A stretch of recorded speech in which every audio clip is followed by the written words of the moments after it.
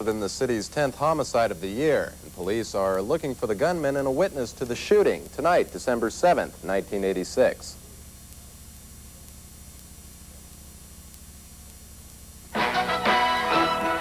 From the proud, beautiful big country of Texas, Pablo Pereira, Frank Suarez, and Steve Buzalaki. This is the Big Country News Sunday Update.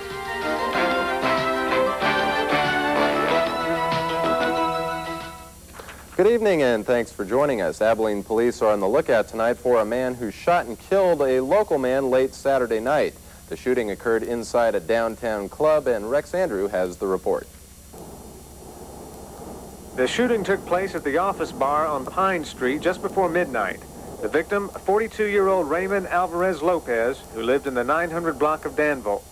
According to police reports, Lopez got into a fight with one man, then another man shot Lopez several times at close range with a large caliber pistol.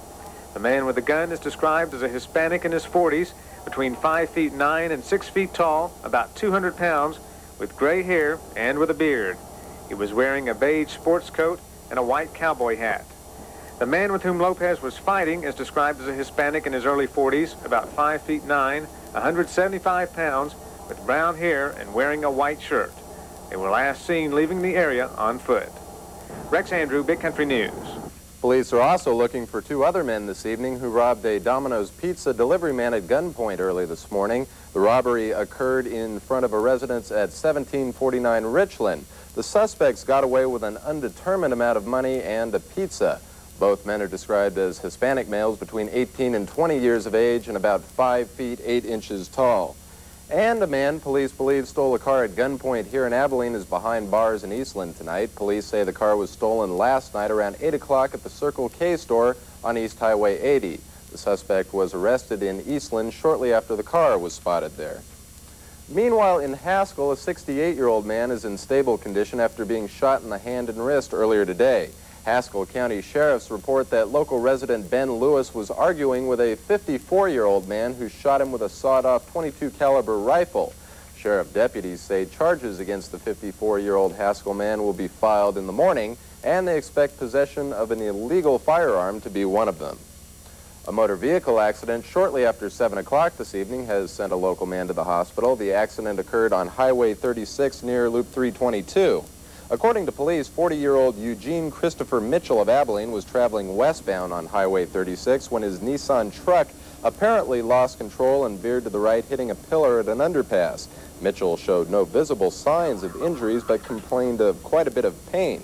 He was transported to Hendrick Medical Center where his condition is being evaluated at this time.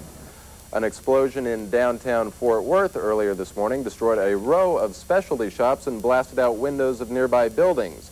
But as we learn in this satellite report from Brad Wright in Fort Worth, while the explosion could be heard for several miles, no one was injured seriously. An explosion destroyed a half block of one-story shops in downtown Fort Worth this morning.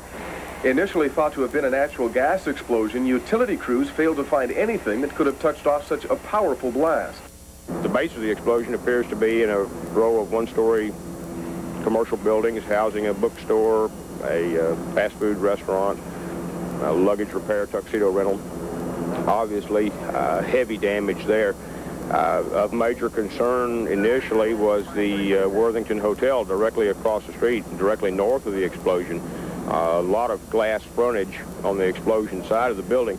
Heard the explosion, went directly to the window. Saw the cloud of smoke rising in between 2nd and 3rd Street on Throckmorton side, and saw the roof collapse on that segment of buildings.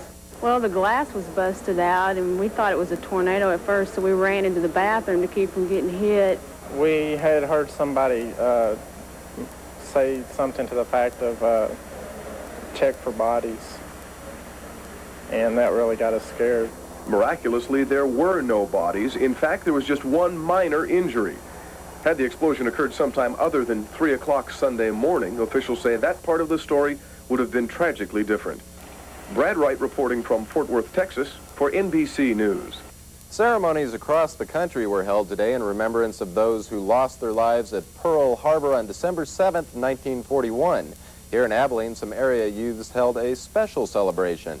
And as Frank Suarez tells us this evening, the efforts of the Cooper Junior ROTC meant a lot to local veterans. Sunday morning, 45 years ago, a surprise attack that killed nearly 2,500 Americans.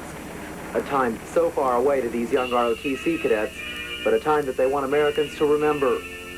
This Remembrance Day ceremony is held each year by Cooper ROTC to honor all service personnel who were present at Pearl Harbor. Veterans from all branches of the armed forces assisted in the ceremony. Their word to young cadets, be prepared. If we can impress on these young people that they're it, that